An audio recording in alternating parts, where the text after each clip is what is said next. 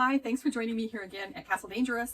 I've been doing some pattern maintenance this morning and I really hate losing pattern pieces. So I label them all with what the project is with a date when I draft my own pieces or when I alter a pattern that's a commercially available one. So I use these manila envelopes. It's labeled with what I'm calling it. In this case, it's longer halter or T-back waistcoat. And then I always put the date, 3/2021. With that, if I have a pattern piece that's gone walkabout, I know it goes in this envelope, and that helps to save a lot of time.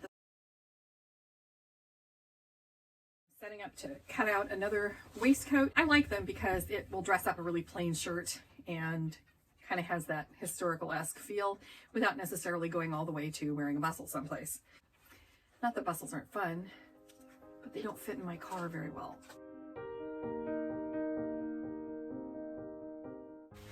So this particular fabric is a one-way pattern. This is the top, there's the bottom, and there are parts of it that I really want to be sure to get in particular places. So one of the motifs is the Eiffel Tower here, and I really want to make sure that I have an Eiffel Tower on the front. So at this point, I'm thinking that the right front, if I put the Eiffel Tower here, there's the pocket mark. If I put this pattern piece right about here, that will mean that the Eiffel Tower will be popping up above the pocket welt. And this is the pocket welt that's going onto this. It'll be a really bright splash. So I'm going to pin this down and get going on this one.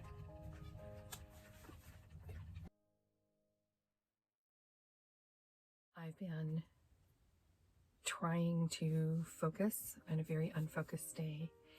I have a loved one in the hospital and I decided to do a little bit of fantasy, forgetful playtime with some makeup. So I'm probably a mashup of the Evil Queen and the Perils of Pauline.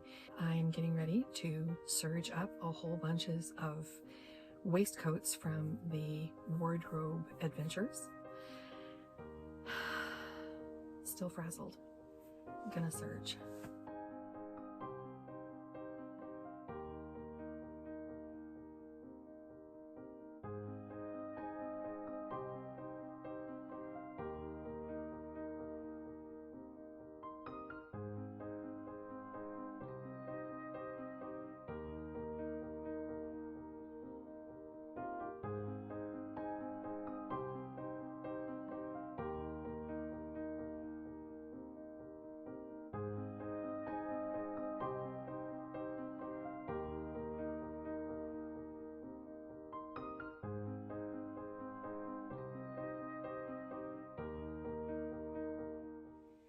Good morning, family and friends. The Wardrobe Adventures continue.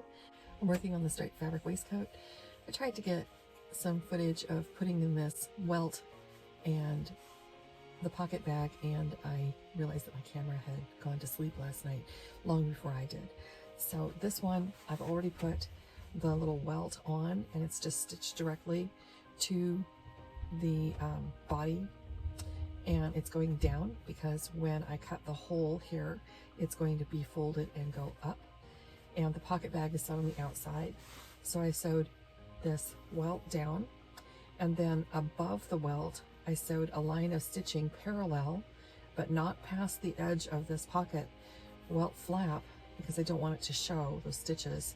And then I put this on and I flipped it over to the back side to sew this down. I didn't quite get it centered. It's a little off center. That's going to be okay. But then it's been stitched and I've made this rectangular box. And now I'm going to cut through it.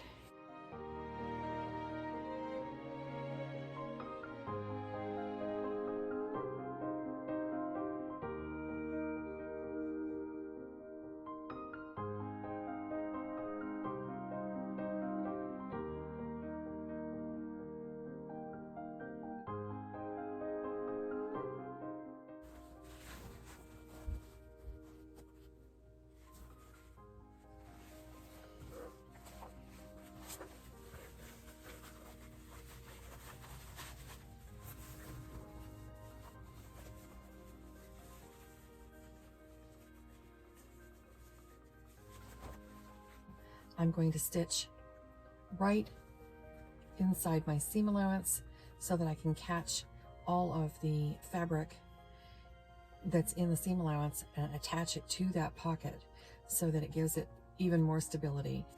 So the thread that I've been using to construct this vest is a heavier than your standard sewing thread. It's not all the way to a jean stitch, but it's going to give this a little more rugged wear, and it will show very well in that pocket bag, but nobody's looking in the pocket bag. So let's stitch it down.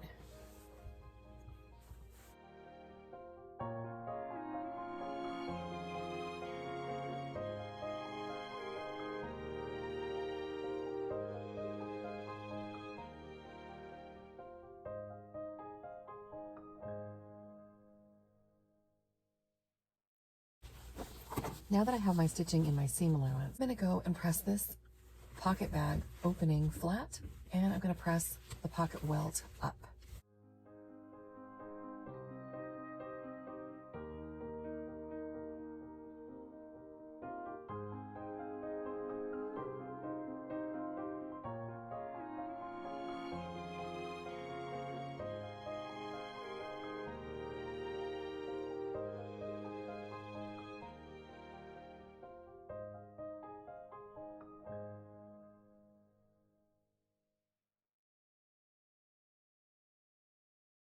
I have 6 buttons,